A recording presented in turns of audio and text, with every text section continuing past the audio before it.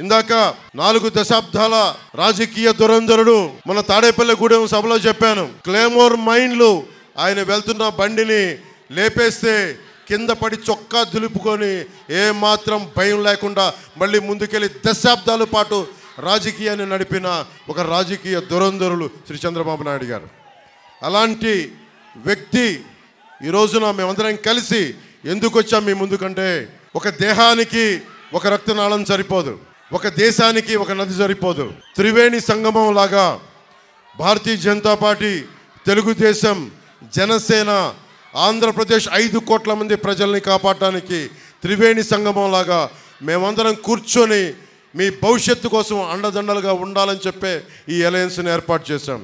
మీకు భవిష్యత్తులో ఉపాధి అవకాశాలు కానీ, ఉద్యోగ అవకాశాలు కానీ, ముఖ్యంగా మన 2.5 లక్షల హెక్టార్లు ఉన్న ఇక్కడ ఉన్న విశాలమైన కొబ్బరి తోటల్లో కనీసం ఒక కోకోనట్ బోర్డు ఇప్పుడు దాకా మనం ఏర్పాటు చేసుకోలేకపోయాం.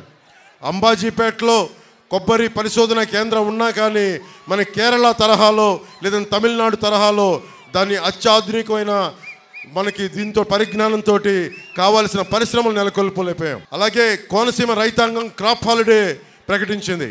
ఇలాంటి దుస్థితి రాకుండా మా ఎన్డీఏ కూటమి, తెలుగుదేశం, జనసేన, భారతీయ జనతా పార్టీ కూటమి రైతు కన్నీరు తొడిచే కూటమి అవుతుంది అని మనస్ఫూర్తిగా తెలియజేసుకుంటున్నా. సభకి వస్తున్నానని చెప్పగానే అందరూ నాకు ఒక విషయం గుర్తు చేశారు. మా చిట్టెన్ను అడుగుతున్నాడు, ఇస్తున్నానని చెప్పి స్థానిక ఎమ్మెల్యే చిట్టిబాబు గారు కూడా టికెట్ ఇవ్వని వ్యక్తి జగన్ దాదాపు 200 కోట్ల రూపాయలు హామీలు ఇచ్చి, ఆ హామీలు కూడా ఏమిచ్చాడో మీకు తెలియజేస్తా ఉన్నా. 2021లో ఆగస్టు 16వ తారీఖున ఈ నియోజకవర్గానికి వచ్చి నాడు నేడు పనులు 2వ దశను ఇక్కడి నుంచే మొదలుపెట్టినప్పుడు రాష్ట్రంలో ఆ పనులు ముందుకెళ్ళలేదు, అరాకొరగా చేసి ఆపేశారు, బిల్లులు ఇవ్వడం లేదని. ఆ సభలో ఇచ్చిన హామీల్ని మీ దృష్టికి తీసుకొస్తున్నా. రేపొద్దున వైసీపీ నాయకులు వచ్చి ఎంపీగా కానీ ఎమ్మెల్యేలుగా కానీ మన కోనసీమలో తిరుగుతున్న ఒకటే అడగండి, ఈ హామీల సంగతి ఏమైందని అడగండి. అప్పన్నపల్లి లిఫ్ట్ ఇరిగేషన్ ప్రాజెక్ట్ మంజూరులో 40 కోట్లు చిట్టన్న చెప్పాడు, నేను ఇస్తున్నానని చెప్పాడు. ఒక్క పైసా కూడా రాలేదు. ఈ ప్రాజెక్ట్ వస్తే 4000 ఎకరాలకి ప్రయోజనం కలిగేది. వెదురుపీడియం కాజ్వే నిర్మాణం చేస్తామని హామీ ఇచ్చారు. ఇందాక గిడ్డి సత్యనారాయణ గారు చెప్పినట్టు వరద వస్తే ఈ ప్రాంతంలో గ్రామాలు మునిగిపోతూ ఉన్నాయి. దానికి 25 కోట్లు బడ్జెట్ మంజూరు చేస్తామని చెప్పి వాటిని కూడా పక్కన పెట్టారు. 2022 జూలై 6న గోదావరి వరదల సమయంలో ఊడిముడి లంక ఆ సమీపంలోని లంక గ్రామాల్లో జగన్ పర్యటించి అక్కడ ప్రజలకి గ్రామాలు నది కోత గురవుతున్నాయి, శాశ్వత పరిష్కారం చూపిస్తానని చెప్పి 30 కోట్లు ఖర్చు పెడతామని ఈ రోజుకి ఒక్క పైసా కూడా ఖర్చు పెట్టాల. 23 ఆగస్టు 8న గోదావరి వరదలు వస్తే వరదల నుంచి కోనసీమలో ఉండే తీర ప్రాంత గ్రామాలన్నిటికీ గట్లు పటిష్టం చేస్తామని చెప్పి 200 కోట్ల విలువైన హామీలు ఇచ్చారు. ఈ రోజుకి ఒక్క పైసా పని చేయలేదు. దేవుడు వరం ఇచ్చినా పూజారి వరం ఇవ్వలేదన్నట్టుగా గెయిల్ పరిశ్రమ సోషల్ రెస్పాన్సిబిలిటీ కింద అగ్నిమాపక కేంద్రం కావాలని చెప్పి ప్రజలందరూ కోరికితే ఫైర్ ఇంజిన్ కొనిచ్చారు, కానీ ఈ రోజుకి సిబ్బంది లేదు, బిల్డింగ్ లేదు. ఇలాంటి ప్రభుత్వం మనకి కావాలా? ఆంధ్రప్రదేశ్కి కావాలా? లేదా మీకు ఉద్యోగాలు ఇవ్వని ప్రభుత్వం, ఆడబిడ్డలకి భద్రత లేని ప్రభుత్వం, ధరలని గిట్టుబాటు ధర, రైతాంగానికి గిట్టుబాటు ధర ఇవ్వని ప్రభుత్వం, ఈ ప్రభుత్వం కావాలా లేదా అనేది మీరు ప్రతి ఒక్కరూ ఈరోజు ముందు కాకుండా ఇంటికి వెళ్ళి మీరందరూ ఒక సమాలోచన చేసి మీరు నిర్ణయం తీసుకోండి. కోనసీమలో కొబ్బరి తోటని పెద్ద కొడుకు అభివర్ణిస్తారు. ఒక కొబ్బరి చెట్టు ఉంటే మా పెద్ద కొడుకని. అలాంటి కొబ్బరి చెట్టు ఒకప్పుడు నెలకి ఎకరానికి 1000 కాయలు వస్తే ఈ రోజున 200 కాయలు కూడా రాని పరిస్థితి. అరాకొర పరిస్థితులతోటి ప్రభుత్వం మనకి విధి విధానాలతోటి ఇంకా వెనకబడిపోయింది. అలాంటి కొబ్బరి రైతాంగానికి, వరి పండించే రైతాంగానికి మేమందరికీ మీకు అండగా ఉంటాం. నేను పిఠాపురం నుంచే పోటీ చేస్తున్నాను, నేను మీకు అందుబాటులో ఉంటాను. ఒకప్పుడు సర్ ఆర్థర్ కాటన్ మీకోసం ఎలా పనిచేశాడో మా కూటమిలోని ప్రతి ఒక్కరూ మేము అలా పనిచేస్తాం. మన డెల్టా ప్రాంతాలను కానీ, మన మెట్ట భూములు కానీ, మనకి కాలువలకి దూరంగా ఉండే పొలాలకు కూడా నిజంగా నీరు అందించాల్సిన అవసరం ఉంది. కనీసం 5 కోట్ల ఇరిగేషన్ శాఖ వాళ్ళకి ఇవ్వాల్సిన అవసరం ఉంది. ఎందుకంటే వాళ్ళకి లిఫ్ట్ ఇరిగేషన్ చేసి దూరంగా ఉండే పొలాలకి ఇద్దాం డబ్బులతో 5 కోట్లు కూడా రిలీజ్ చేయలేకపోయారు. సొంత డబ్బులతోటే పాపం రైతాంగం కష్టపడుతూ ఉంది. ఇలాంటి పరిస్థితుల్లో ఉండే రైతాంగానికి మేమందరం భద్రత తీసుకొని అమలాపురం తర్వాత కోనసీమ అమలాపురం పార్లమెంట్లో ఉండే రైతాంగాన్ని సమూలంగా ప్రతి ఒక్కరికి కూడా మేము మీకు అండదండలుగా ఉంటాం, మేము మీకు రక్షిస్తాం, మిమ్మల్ని మీ అందరికీ అండదండలుగా ఉంటామని తెలియజేస్తా ఉన్నాం. నా దృష్టికి ఇంకొక విషయం వచ్చింది. గంగా బోండాలు అంటారండి, చాలా పెద్ద ఎక్కువ నీళ్ళు వస్తాయి. అలాంటి గంగా బోండాలు ఏ కోనసీమకు అయితే ఉద్దేశింపబడిందో ఆ గంగా బోండాల రకం మొక్కలు ఇక్కడ దొరకట్లా. ఎక్కడెక్కడో ఉండే వైసీపీ నాయకులకి మటుకు వేలాది మొక్కలు వెళ్ళిపోతున్నాయి. ఇక్కడ ఒక్క మొక్క కోనసీమ రైతాంగానికి కావాలంటే చాలా ఆంక్షలు పెడుతున్నారని మా దృష్టికి వచ్చింది.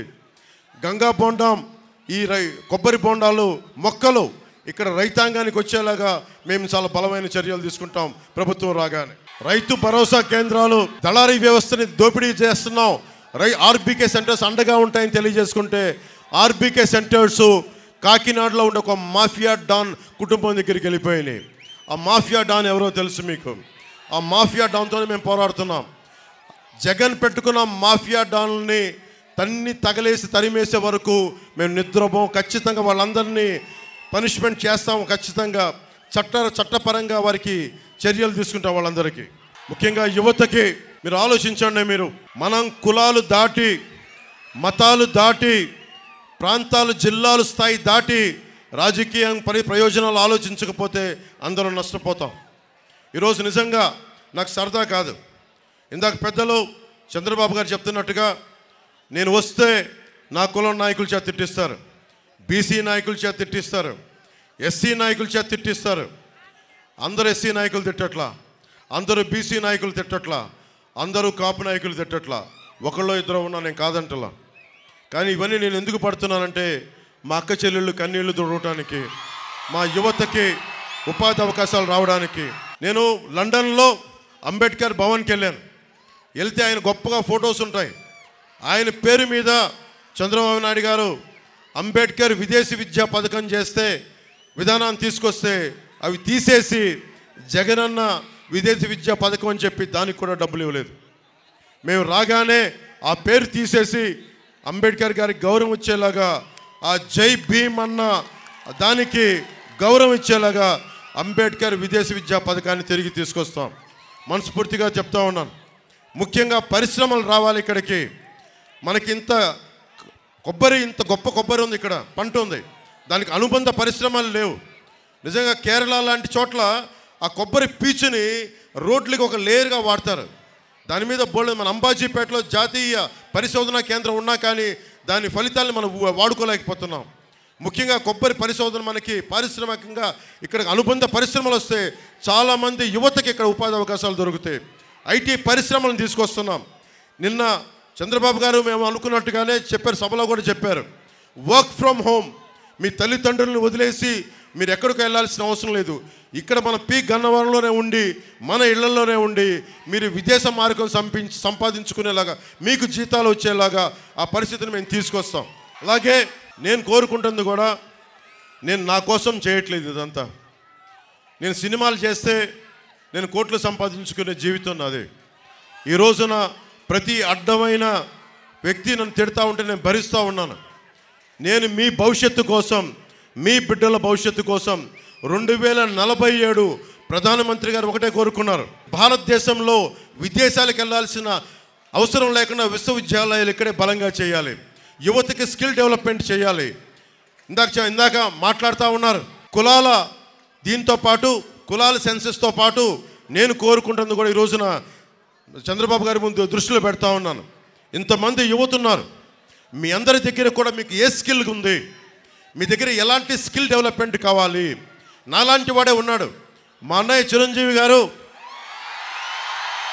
మొన్నే ఇంతకాలం ఎప్పుడు నా మంచి కోరుకునేవారు. మొన్న మొదటిసారి ఆయనకు ఒకటి మనసు కదిలింది. కౌలు రైతులకి అండగా నిలబడినందుకు, అన్ని వేల మంది కౌలు రైతులకి మేము అండగా నిలబడిన కదిలి నిజంగా జనసేన చాలా మంచి పని చేస్తుంది. ఎలాంటి కూటమి మీకు బాగుండాలని కోరుకుంటూ నాకు ఒక 5 కోట్ల రూపాయలు జనసేన పార్టీకి విరాళంగా ఇచ్చారు. ఏ సందర్భంలో చెప్తున్నానంటే స్కిల్ డెవలప్మెంట్ ఉద్దేశించి చెప్తా ఉన్నా. మీలో నాకు తెలియదు, మీలాగే నాకు ఏం కోరికలు లేవు. ఏమవ్వాలో నాకు తెలియదు. కానీ మనకంటే పరిణితి చెందిన వ్యక్తి, అనుభవం ఉన్న వ్యక్తి, ఒక బలమైన ఒక స్టార్డమ్ ఉన్న వ్యక్తి నా అన్నయ్య అవ్వటం వల్ల నాకు ఆయన ఏం చేశారంటే, నువ్వు ఏదైనా పని చేయి నువ్వు.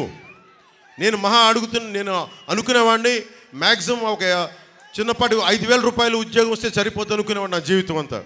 ఆయన కూర్చొని నన్ను మార్షల్ ఆర్ట్స్లో జాయిన్ చేశారు. ఆయన దగ్గరుండి ఒక యాక్టింగ్ స్కిల్ను నేర్పించారు. అవన్నీ నేను కూర్చొని నేర్చుకొని మీ గుండెల్లో స్థానం సంపాదించుకున్నాను.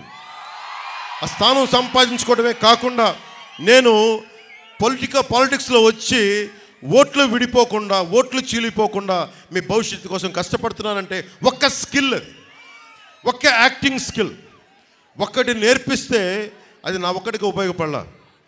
కొన్ని వేలాది మంది కౌలు రైతులకి 3-4 సినిమాలు చేసి దాంట్లో నుంచి వచ్చిన డబ్బుని కౌలు రైతులకి అండగా నిలబడ్డాం. అంటే చిరంజీవి గారు అనే వ్యక్తి వాళ్ళ తమ్ముడికి ఒక చిన్నపాటి స్కిల్ నేర్పిస్తే అది ఎక్కడి దాకా తీసుకొచ్చిందో చూడండి. కొన్ని కోట్ల మంది ముందు నిలబెట్టే స్థితికి తీసుకొచ్చింది.